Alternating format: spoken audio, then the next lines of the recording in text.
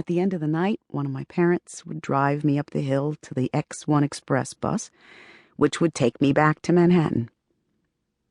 They'd let me wait in the car, which was convenient if it was very hot or very cold, until I saw the bright yellow lights of the bus in the rearview mirror. We'd restrict ourselves to small talk. You got everything? What are you doing tomorrow? Because we knew the bus's arrival would quickly yank us apart. But before the bus reached the Brooklyn side of the Verrazano, my phone would vibrate and the familiar number would show up on the caller ID, and I'd already be deep in conversation with my mother, gabbing about everything and nothing, all at once. "Thank you for coming," my mother would say. "Thank you for having me," I'd say. "I love you so, so much," she'd say. "I love you too, Mama," I'd reply, gazing out the window at the sparkling Manhattan skyline, beckoning to me as I made my way through Brooklyn. And then, just when I was about to hang up, "And Jenny, you may love him, but your boyfriend is a loser." "Ma!" I'd shout into the phone, startling the slumbering weekend commuters on the darkened bus. She always had to have the last word. The next day, my week would begin again, and another after that, until my life changed.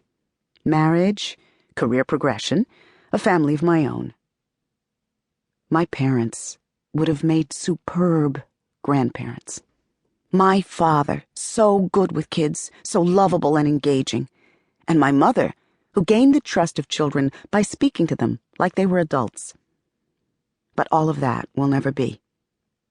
I haven't actually uttered the words Mama or Daddy in several years, the syllables vanishing from my vocabulary when I wasn't looking. My parents don't know where I work. Last either of them knew I was waiting tables in a restaurant. I haven't actually set the table with a napkin, knife, and fork in several years, choosing instead to sit with a plate in front of the television on the rare occasion I prepare a meal at home. My mother didn't live to see me dye out my grays for the first time. My father didn't live to see me go to graduate school or even graduate from college. He missed it by a month. Dad was also spared 9/11 and the Iraq War, and my mother didn't live long enough to see America elect an African-American president, something she would have savored since she'd traveled down to Washington to hear Martin Luther King Jr. deliver his I Have a Dream speech 45 years earlier. When, or if I ever marry, when I have a child, when I finally pay off my student loan debt, all of these things will go unreported to the two people who mattered to me the most. There is no family home to visit on the other side of the Verrazano. No simmering sauce to be stirred. I could choke to death on what might have been. My father died at 64, my mother at 71. They were too young, though I suppose I should be grateful I had them at all. I never imagined I'd live most of my life without parents, but unless I die especially young, that will be my reality. And in a way, I hope it is.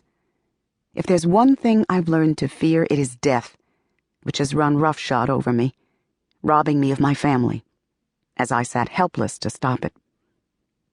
But this wasn't always the case. I had a family, however imperfect, and not that long ago. I had a life, albeit one that doesn't remotely resemble the one I'm living now. Where there was once a house full of laughter and argument and cooking smells, there is now nothing. Just a furnished reverie that exists only in my memory.